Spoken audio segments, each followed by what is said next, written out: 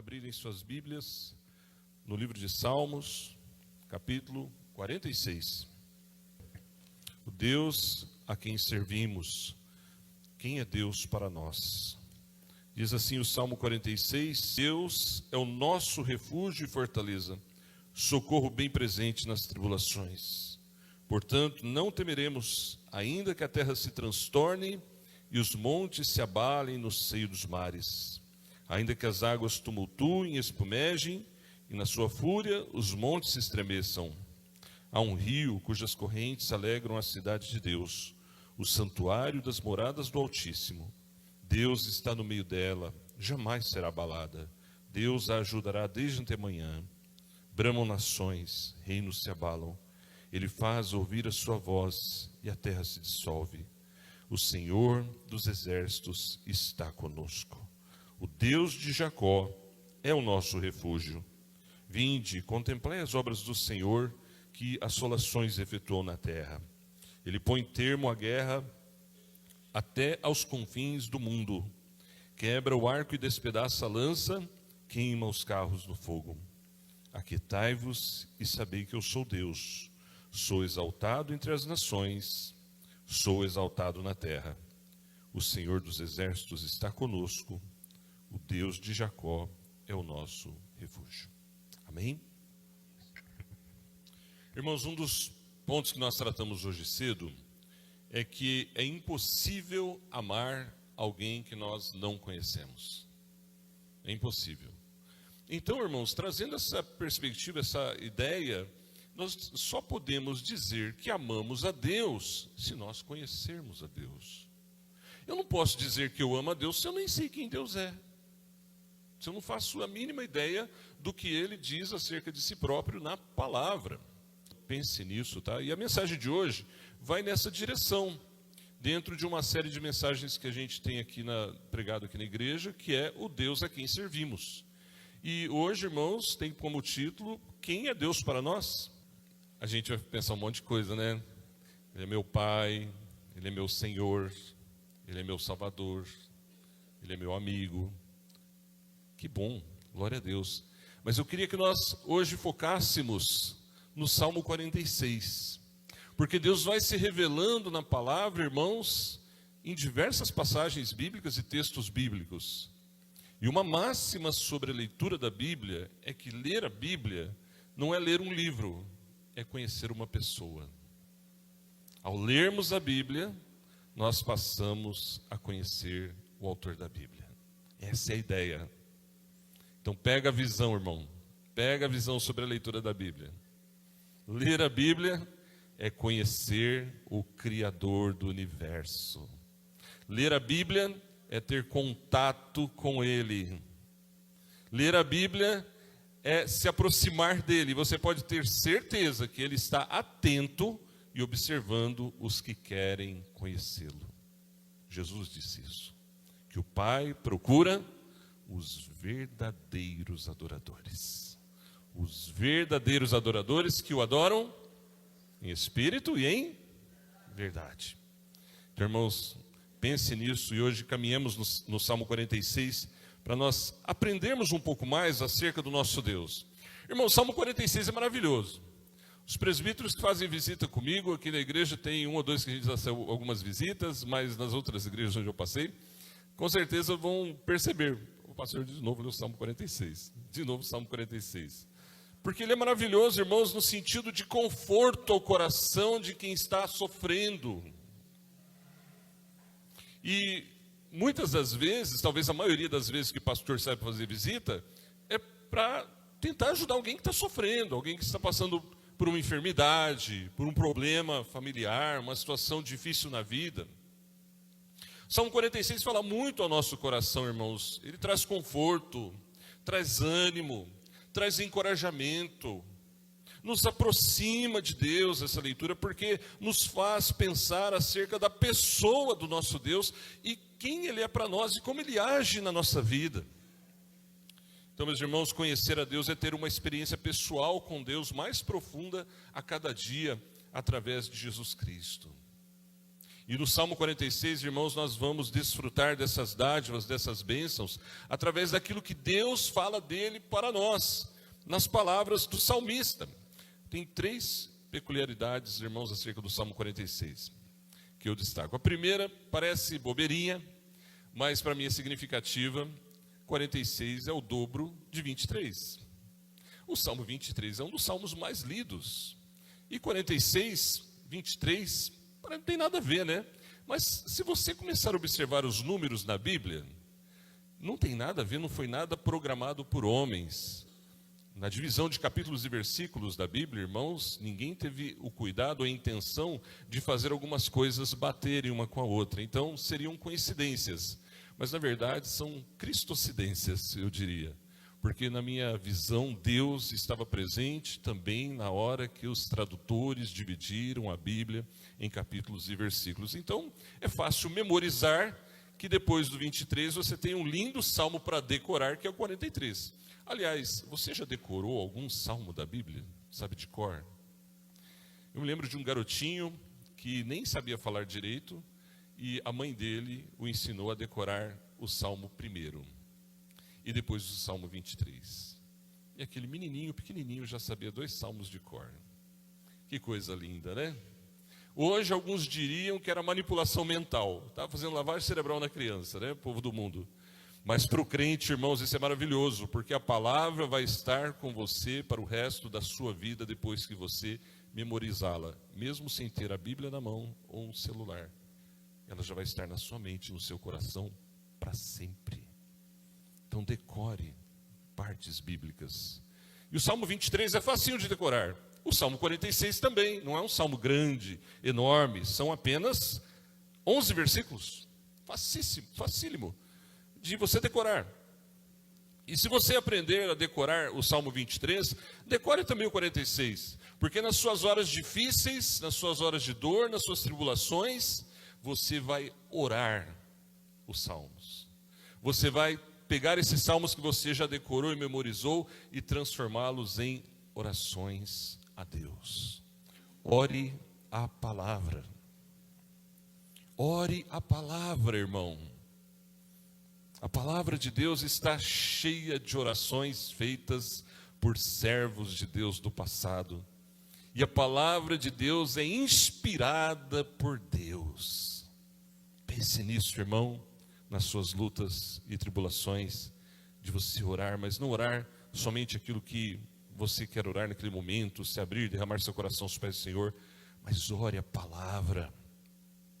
Passados alguns anos, aquele menininho, já um jovem, conversando com a sua mãezinha, agora já com os cabelos grisalhos, e falando das lutas e dos problemas da vida. Como é bonito quando um filho, uma filha, já crescidinho, continua conversando com seus pais. Que gostoso. Pai, mãe, essa é a sua missão. É que seus filhos cresçam vendo você como os melhores amigos que ele tem na face da terra. Isso é lindo. E aí, esse menino, esse jovem agora, procurou a sua mãe para conversar e contou alguns problemas e situações em que ele sentia medo, sentia-se em perigo, sentia-se muito preocupado com as situações da vida. E ela disse: então nessas horas, declame o Salmo 23. Aquele que você decorou quando era criança, lembra? E ele aprendeu, irmão, e eu queria passar isso para você também, porque eu aprendi isso também. Nos momentos de luta e tribulação, a palavra de Deus emana um certo tipo de poder, de força que provém do alto, através da ação do próprio Deus, que nos levanta imediatamente, que nos dá força, que nos põe para cima, nos faz andar, nos dá encorajamento, nos dá condições de crer que esse Deus, de quem nós falamos tanto, está realmente presente conosco naquelas horas difíceis. Mas, irmãos, uma segunda peculiaridade do Salmo 46 é que ele não é um salmo de Davi. A tradição judaica atribui a autoria desse salmo aos coraitas, porque há uma referência nesse sentido. Por que eu destaquei isso, irmãos? Porque muitas vezes nós lemos aqui Salmo de Davi, e no automático é possível que a gente pense: poxa vida, esse salmo parece um salmo de Davi, pois não é. É um salmo escrito pelos coraitas. Uma outra coisa também, detalhe, se você não sabia, o livro de Salmos tem vários autores, inclusive Moisés. Uma outra coisa ainda, a escrita do Salmo 46 foi feita pelos coraitas, no entanto, não se sabe em qual período. Segundo alguns teólogos, provavelmente foi quando Davi derrotou os inimigos do antigo Israel nas terras vizinhas, precisamente depois de uma batalha vitoriosa contra os filisteus. Isso eu peguei de uma pesquisa que eu fiz. Mas a terceira peculiaridade do Salmo 46 é que Martinho Lutero, preste atenção, Martinho Lutero foi impulsionado por esse salmo quando compôs o famoso hino Castelo Forte. Então, lendo e meditando no Salmo 46, Martinho Lutero escreveu o hino Castelo Forte, que nós cantamos. Que coisa maravilhosa, né? E hoje nós vamos tentar fixar os nossos olhos, nossa mente, nosso coração nesse salmo, pensando, irmãos, então, em quem Deus é para nós, quem Deus é para mim, quem Deus é para você. Parece que a intenção no primeiro versículo, irmãos, é que justamente Deus quer que nós pensemos acerca dele, sobre quem ele é para nós, justamente dizendo que ele é o nosso refúgio, a nossa fortaleza e o nosso socorro. Irmãos, o que é refúgio? Refúgio, irmãos, é o mesmo que esconderijo. É um lugar, irmãos, para onde a gente foge para escapar de um perigo. É como quando alguém se retira de um determinado local para salvar-se, para se proteger. Ou seja, irmãos, o refúgio serve de abrigo, amparo, proteção. Deus é esse lugar para nós, irmãos. A presença de Deus traz para nós essa segurança, esse amparo, esse abrigo, esse refúgio. E essa expressão, irmãos, aparece também no primeiro versículo, aí vai aparecer de novo no versículo 7, o Senhor dos Exércitos está conosco, o Deus de Jacó é o nosso refúgio. Vai aparecer de novo lá no versículo 11, reprisando esse versículo 7 como o refrão de um cântico. Então, meus irmãos, Deus é o nosso refúgio, Deus é o nosso esconderijo. Pastor, mas como eu me escondo em Deus? Como que eu posso pensar em Deus como sendo um lugar de amparo, um lugar de proteção? Se Deus é uma pessoa, como pensar em Deus como um lugar? Porque é isso que a palavra está dizendo, Deus é o nosso refúgio. Ou seja, nós nos refugiamos nele. Significa, irmãos, que quando nós estamos em perigo, nós clamamos a Deus e Ele nos ajuda. E Ele prontamente estende as suas mãos e vem nos ajudar. Essa expressão também aparece em outros salmos, como Salmo 9, 37, 59, 62, 71, 90. Também lá em Isaías 28, em Hebreus 6. Ou seja, a expressão de Deus como um refúgio, como um lugar de esconderijo, aparece em diversas partes da Bíblia, inclusive no livro dos Salmos. Mas esse é um destaque que eu faço aqui no Salmo 46, nessa noite. Irmãos, na nossa vida, Deus é o nosso refúgio, ou seja, a nossa proteção, a nossa segurança, em diversas situações que nós passamos, irmãos. Por exemplo, em momentos de angústia. Você já esteve angustiado? Como assim angústia? Quando uma coisa muito ruim acontece com a gente. Pode ser a morte de alguém, pode ser uma notificação do desemprego, pode ser o término de um relacionamento, pode ser um acidente, uma coisa absurda que acontece e a gente fica, como se diz, sem chão. Eu creio que todo mundo já passou por isso, né? Numa escala maior ou menor, mas todos nós já enfrentamos situações assim. E deixa eu te dizer, enfrentaremos outras. Uma notícia meio chata para passar aqui para vocês. Enfrentaremos outras situações de angústia. Ninguém está livre disso, irmãos. Seja crente ou não crente, seja quem for, de qual situação econômica, social, familiar, de região de onde veio, onde nasceu, onde está nesse momento. Mas comparando o Brasil com outros países, irmãos, como por exemplo, Ucrânia, Israel, o Gaza, as regiões abaladas por guerras, irmãos, quem mora no Rio de Janeiro, em alguns lugares do Rio, vive situações de angústia quase todo dia. Aqui em São Paulo também há lugares onde realmente dá até medo de andar. Mas, independente disso, irmãos, os problemas virão.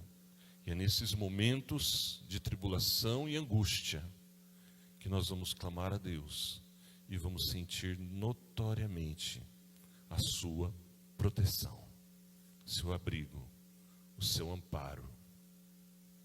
Eu me lembro uma situação de uma família que foi ao médico para buscar um diagnóstico, orando a Deus para que desse negativo, mas o resultado do exame deu positivo.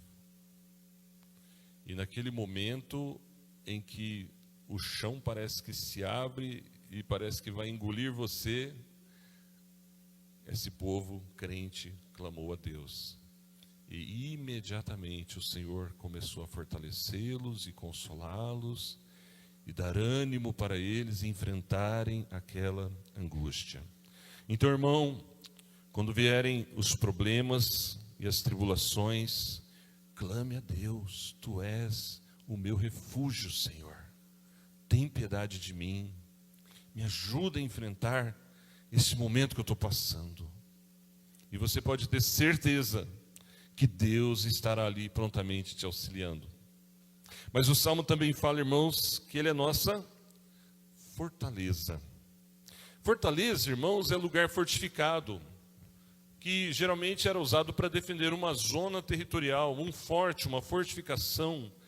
Tem o caráter, irmãos, de uma proteção durante guerra ou ataques do inimigo. Uma fortaleza, um lugar onde as pessoas se escondiam literalmente para se defender de ataques externos. Essa expressão, irmãos, também aparece no Salmo 27. Isso indica a grandeza de Deus sobre as nossas vidas para nos proteger com sua onipotência, com seu poder eterno, de qualquer ataque que possa vir contra nós. É nele que nós temos segurança, irmãos. É nele que nós temos amparo. É nele que nós temos abrigo. É ele que nos guarda dos ataques do diabo, irmãos. É ele que nos livra das tentações. É ele que nos dá vitória contra o nosso inimigo. Então, irmãos, nós temos segurança em Deus nesse sentido, como uma referência de fé, um lugar específico para a gente estar protegido, guardados por Deus. Então, estar em Deus, irmãos, é entrar na fortaleza de Deus, é estar no forte de Deus, no lugar fortificado por Deus, onde há uma segurança intransponível. Lá em 1 de João, a palavra de Deus diz que se alguém está em Cristo, o maligno não pode lhe tocar. O diabo não tem poder para encostar o dedo em você se você está guardado por Deus. Pastor, mas por que o senhor pôs esse C? Será que alguém não está guardado por Deus? Pois é. Pense num grande guarda-chuva. Grande guarda-chuva de Deus. E nós estamos todo mundo lá juntinho, debaixo da proteção de Deus. Mas alguém resolve sair debaixo dessa proteção, dessa fortaleza, para ver como que são as coisas fora desse ambiente espiritual. E veja, irmãos, tem a ver com a igreja. Porque esses momentos ficam na nossa mente, no nosso coração para sempre. Mas não é só dentro da igreja. É na vida em geral que Deus nos guarda.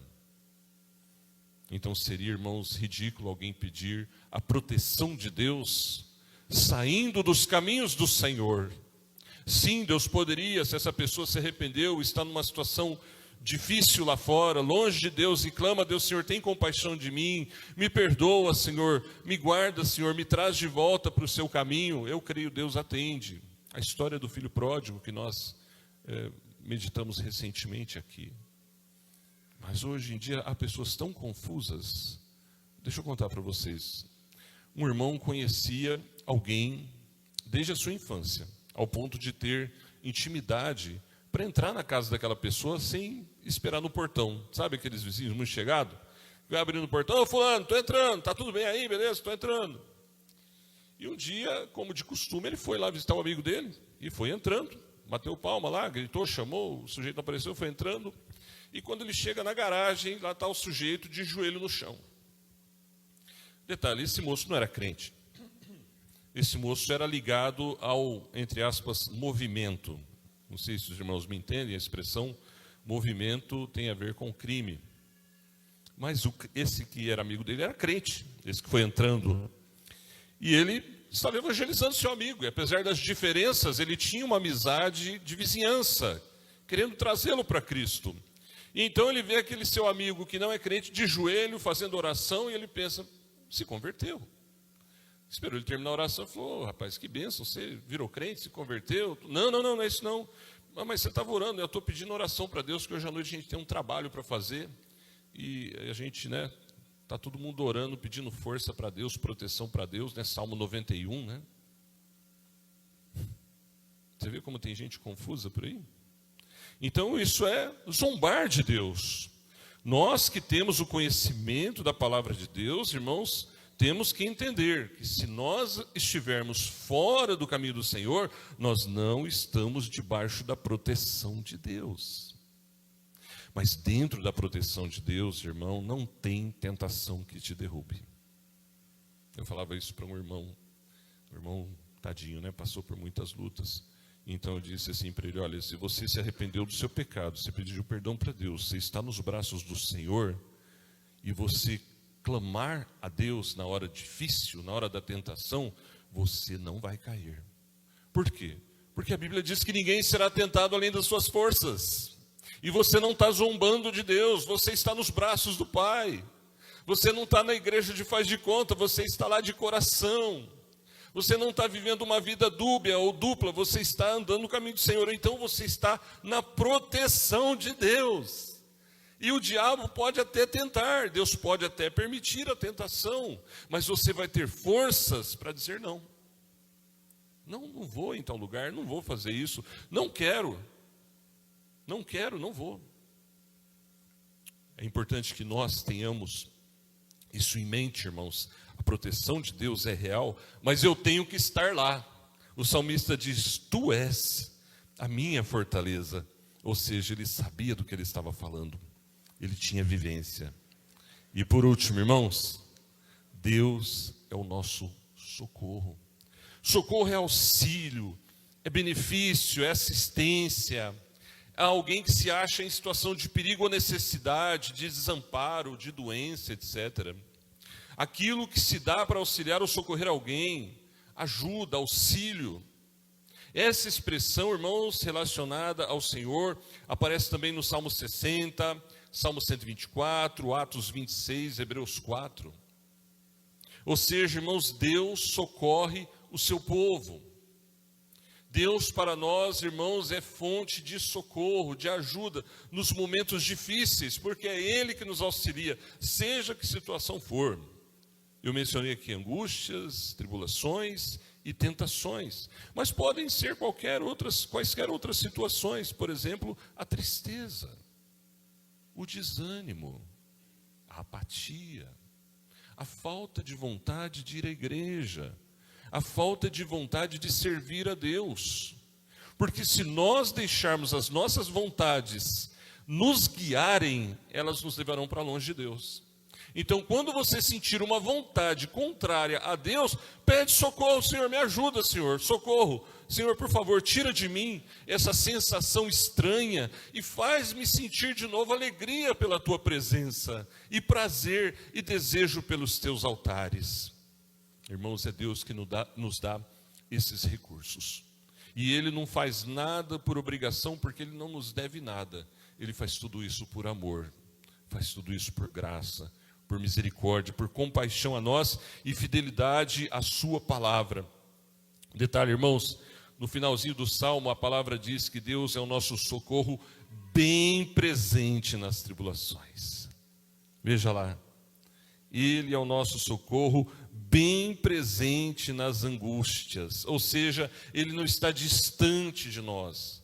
Ele não está longe de nós, ao ponto da gente falar com Deus e a gente pedir forças para Deus, e Deus falar assim, olha, espera um pouquinho, né? Até eu chegar aí vai demorar um pouco, que eu estou aqui do outro lado do planeta, auxiliando alguém, então vou demorar para chegar aí um pouco, né? Continua orando, que já eu chego aí. Negativo, irmão, Ele é onipresente, e Ele está bem presente conosco. Ele nunca está ocupado demais que não possa nos ajudar, ou que vai demorar. Ele é o amigo de todas as horas. Tem até um cântico que diz que Ele nunca chega atrasado. Às vezes, irmãos, parece que Ele está demorando. Pode parecer, mas eu vejo nisso um teste de fé. Porque a gente acreditar em Deus quando está tudo bem, é uma maravilha. Está tranquilo, está tudo bem. Mas e quando as coisas não estão muito bem? E quando parece que Ele está demorando? Não significa que Ele está demorando, significa que Ele tem um plano, Ele tem um propósito, e Ele vai agir, e Ele já está agindo. Então, irmãos, guarde bem essas lições, nunca se esqueça nas suas tribulações.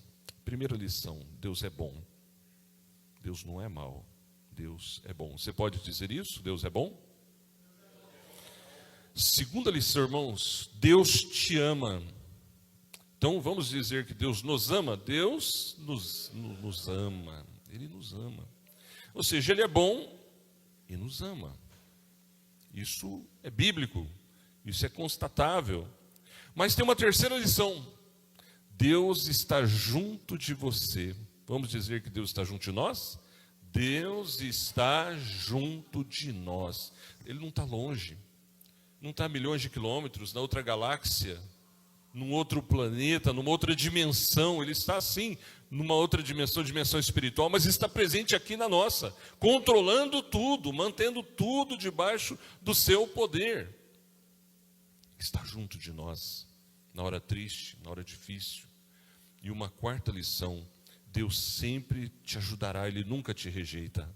A palavra de Deus nos diz: nunca te deixarei, jamais te abandonarei. E a palavra de Deus também nos diz, irmãos, que Ele jamais vai negar ajuda para aquele que clamar a Ele. Então vamos dizer que Deus sempre nos ajudará e nunca nos rejeitará? Deus sempre nos ajudará e nunca nos rejeitará. Irmãos, guarde essas 4 lições.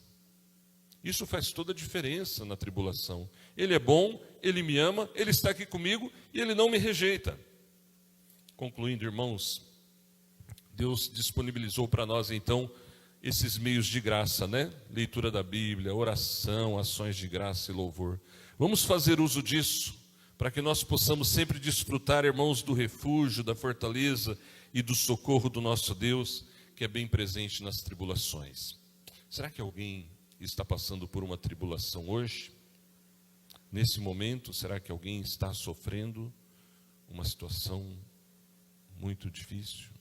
Está angustiado, está abatido, triste? Às vezes isso acontece, né, irmãos? Como eu disse, todos nós passamos e passaremos por situações assim. E talvez num grau maior, menor, talvez algo que vai crescendo dentro de nós, talvez algo ligado a nós mesmos ou a terceiros, parentes mais próximos de nós, primeiro grau, segundo grau. E varia um pouco também da sua personalidade. Às vezes a gente se dói pela dor de pessoas que nem são da família da gente. Um coração mais sensível, um coração mais quebrantado. Outros não se doem tanto, e não é, está tudo bem, não é que a pessoa não sente nada, é o seu jeito de lidar. Amanhã ele vai enfrentar também outras situações, mas eu queria que nessa hora a gente pudesse orar, clamando a Deus por forças, por encorajamento, por alívio desses sofrimentos, dessas dores. Deus é tão bom, e Ele promete nos ajudar, irmãos. E ainda queria desafiar você, igreja, a que saindo daqui, Na hora das tribulações e dores e tentações e problemas, busque o refúgio do Senhor. Clame pelo socorro do Senhor. Não tente enfrentar as coisas sozinho, irmão. Não tente caminhar sem falar com Deus. É nessa hora precisamente que a gente precisa dele, falar com ele e desfrutar da presença dele, se entregando a ele. Mas detalhe, talvez nessa hora Deus vai pedir alguma coisa para nós. Por exemplo, na hora que você está clamando a Deus, Deus pode tocar o seu coração e te fazer lembrar de algo que você não está fazendo para Ele. As provações nos aproximam de Deus. E é nessa hora que a gente está falando com Deus, que Deus vai fazer a gente lembrar talvez de alguém que a gente não perdoou, de um pecado que a gente não quer abandonar, de algo que a gente não está fazendo na igreja como deveria, de um problema familiar não resolvido. Então faz a sua parte também e coloca isso no altar de Deus na oração. Senhor, eu estou lembrando aqui que eu não pedi perdão para o irmão Zezinho. Senhor, perdão porque eu não pedi perdão para ele ainda. E eu te prometo que eu vou, terminando aqui a oração, vou procurá-lo e vou pedir para ele perdão. E você vai e faz isso, irmão. Perdão, eu acho que eu pisei na bola com você aquele dia lá, está doendo meu coração aqui.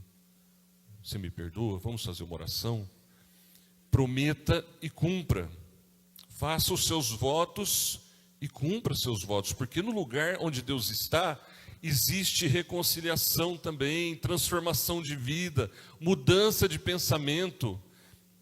E é na provação que Deus fala conosco, porque é nessas horas que nós buscamos mais a Deus, dispostos a tudo. O que Ele mandar eu fazer, eu vou fazer. Vamos ficar de pé e vamos orar. Feche os seus olhos, irmão, irmã, e coloque aí diante de Deus as situações que você lembrou. E eu tenho certeza que o Espírito Santo, nosso querido amigo, falou conosco hoje. As tribulações, os problemas, a mãezinha doente, o filho que está longe, o parente que não quer vir para a igreja, o problema no casamento, a falta de dinheiro, os problemas familiares, os problemas no trabalho, os problemas com o corpo. Você está vendo o seu corpo passando por mudanças. Irmão, entrega tudo a Deus. Não se deixe esmorecer, meu irmão, pelas angústias da vida. Se a doença aqui falaram que é incurável, Deus é soberano para curar, mas Ele também prometeu para nós um novo corpo na glória. Se você tem que carregar uma cruz, todos nós temos. Pai, nesse momento que a igreja está em oração, nós estamos, ó Deus, buscando a Ti, nosso socorro, nosso refúgio. Ó Pai, socorro bem presente nas tribulações, nosso abrigo, nosso amparo, nossa fortaleza. Ó Pai, nós queremos dizer para o Senhor que não é somente no dia da angústia, mas o Senhor é para nós nossa fonte de alegria, a nossa paz, a nossa esperança. Por isso, Pai, aquieta os corações nessa noite, Pai. Como a Tua palavra diz, sofrimento estão ali corroendo a gente por dentro, ó Pai. Nessa hora que nós queremos, ó Deus, clamar a Ti e desfrutar da Tua resposta, da Tua presença, do Teu auxílio, do Teu socorro bem presente na hora da angústia. Ajuda, Pai, abençoa, consola, enxuga as lágrimas dos olhos, fortalece, ó Deus, na fé, na caminhada, e fala para nós, Pai. Fala para Deus, irmão, mesmo em silêncio, fala para mim, Senhor, o que eu tenho que fazer? Você tem coragem de dizer isso no seu coração para Deus? Então diga, fala, Senhor, o que eu tenho que fazer para desfrutar da Tua presença, para desfrutar mais de Ti? Ó Pai, mostra o que nós temos que fazer individualmente, em casa, na família, no dia a dia. E nós queremos, ó Deus, a igreja está disposta a fazer a tua vontade em todos os momentos, ó Pai, porque o Senhor efetua em nós o querer e o realizar. Em nome de Jesus. Amém.